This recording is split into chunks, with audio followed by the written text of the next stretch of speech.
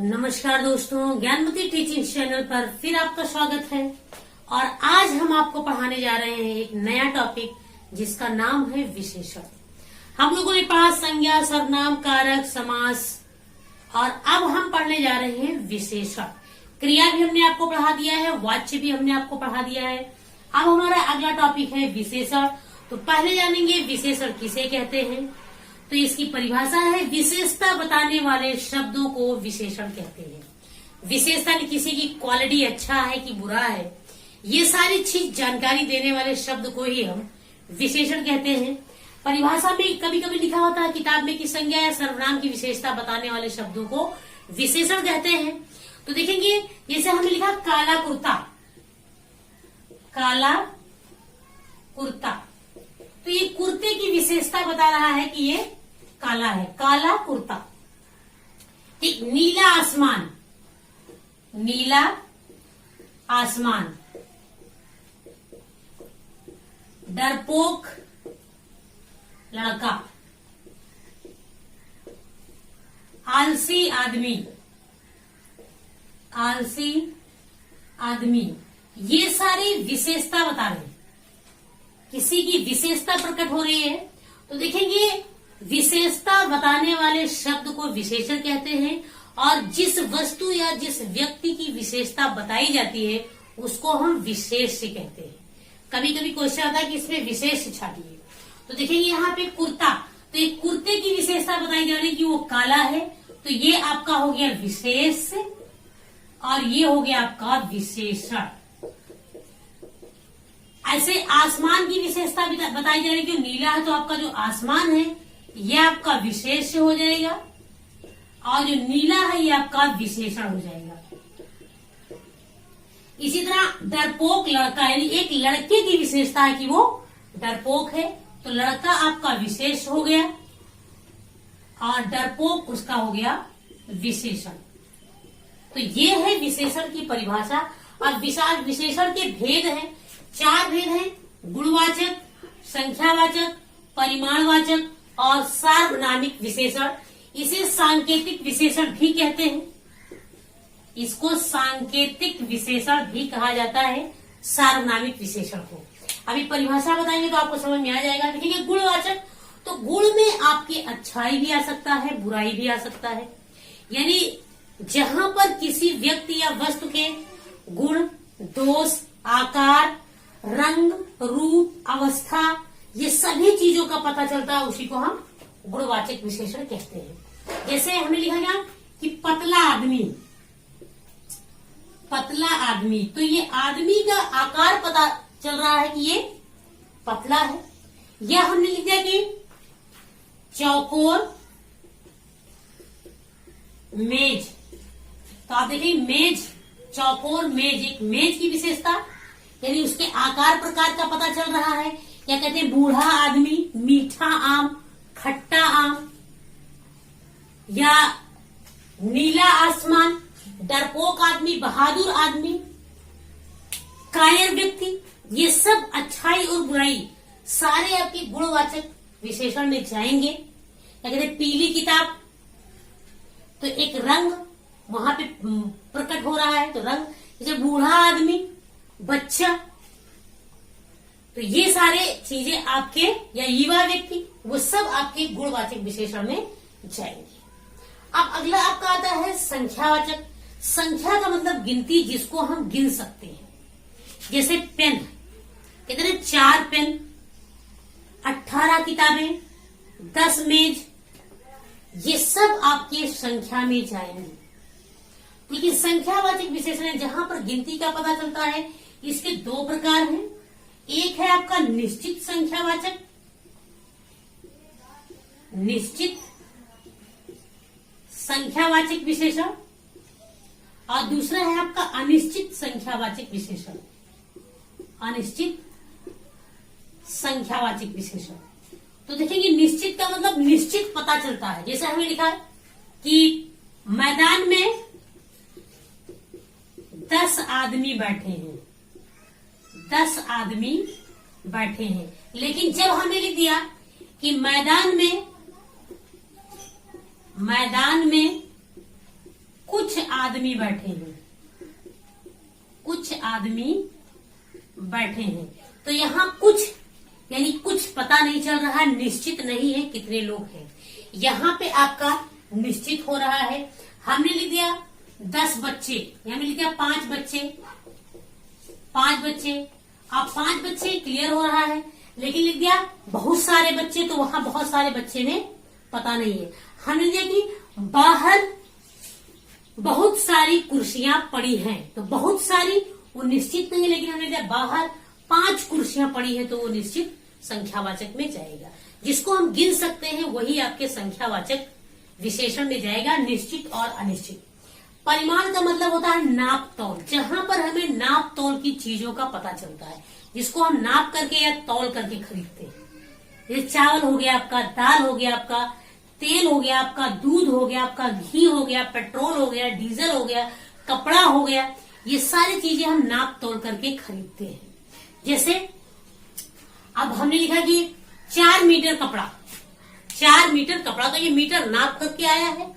या हमने देखी 10 किलो चावल, 2 किलो चीनी, या हमने लिखा कि 5 किलो हमको गेहूं, या 2 लीटर पेट्रोल, 2 लीटर दूध।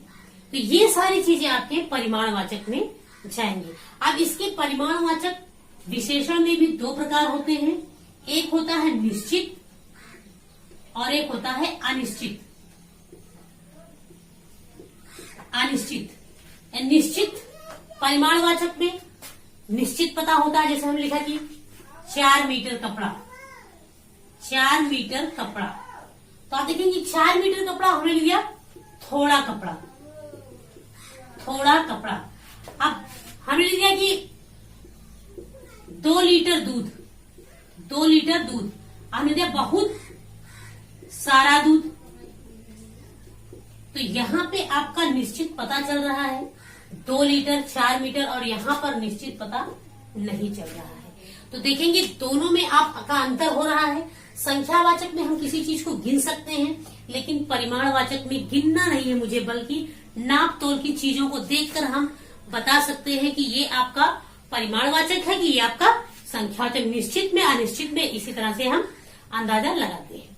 तो देखेंगे इतना कि मुझे 4 लीटर पेट्रोल चाहिए, तो अब मेरे गाड़ी में थोड़ा पेट्रोल है, तो वहां जो थोड़ा पेट्रोल है वो आपका अनिश्चितवाचक संख्या परिमाणवाचक विशेषण में जाएगा। अब आपका आता है सार्वनामिक विशेषण या सांकेतिक विशेषण, यानी जहां पर सर्वनाम संज्ञा के पहले सर्वनाम शब्द लग करके किसी की विशेषता बताता है। सर्वनाम शब्द जो है वो संज्ञा के पहले लगता है, या यूं कह सकते हैं कि संकेत के द्वारा किसी की विशेषता बताई जाती है। जैसे हमने लिखा यह बस लखनऊ जाएगी, लखनऊ जाएगी, यह बस लखनऊ जाएगी।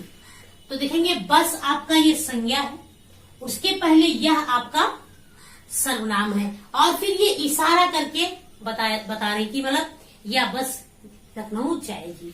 या हमने देखिए वह खिलाड़ी बहुत प्रिय है, वह खिलाड़ी बहुत प्रिय, तो खिलाड़ी ये संज्ञा में चला जाएगा, उसके पहले आपका सर्वनाम आ गया।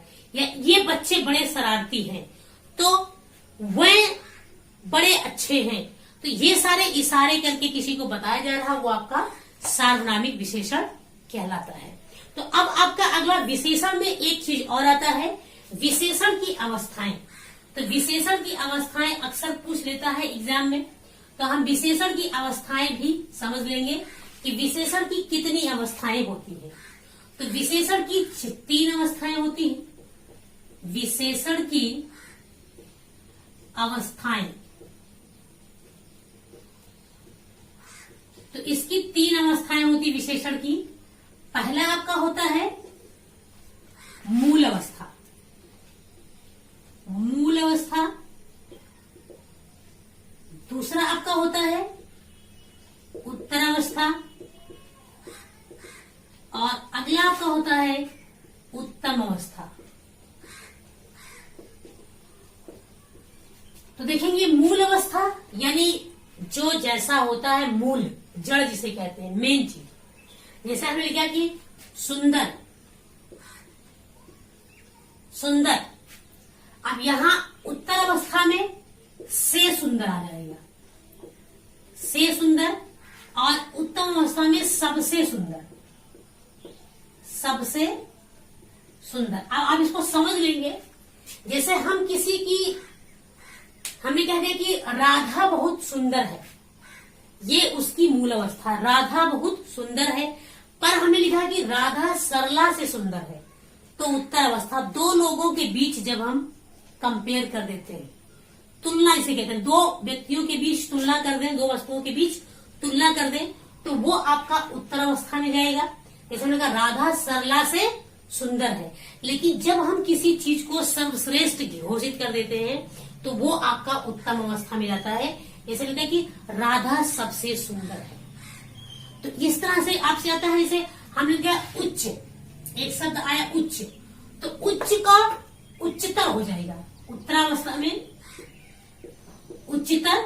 और जब हम उत्तम में जाएंगे तो ये उच्चतम हो जाएगा, उच्चतम अवस्था। इसी तरह आपका जो हमने श्रेष्ठ, ये आप याद रखेंगे कि जब उत्तरावस्था होगा तो ता और रा लग जाता है, और जब आपका उत्तमा अवस्था होता है तो आपका ता और मा लग जाता है, उच्चतर, उच्चतम। लेकिन इस तरह के शब्द आ जाएंगे तो आपके से सुंदर, सबसे सुंदर। या हमें कठोर, कठोर, तो कठोर का यहां पे कठोरतर लिखा जाएगा, कठोरतर, और यहां कठोरतम, कठोरतम।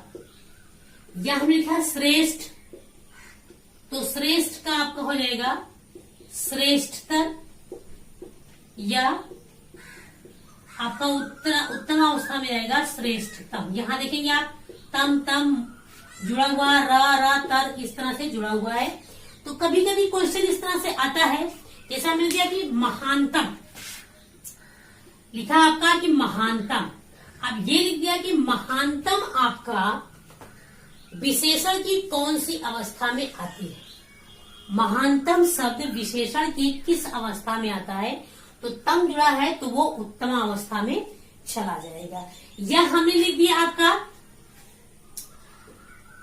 उच्च, लिख दिया हमने उच्च, उच्च किस अवस्था में जाएगा, तो आप देखेंगे ना इसमें तर जुड़ा है ना इसमें तम जुड़ा है, तो ये मूल अवस्था में जाएगा।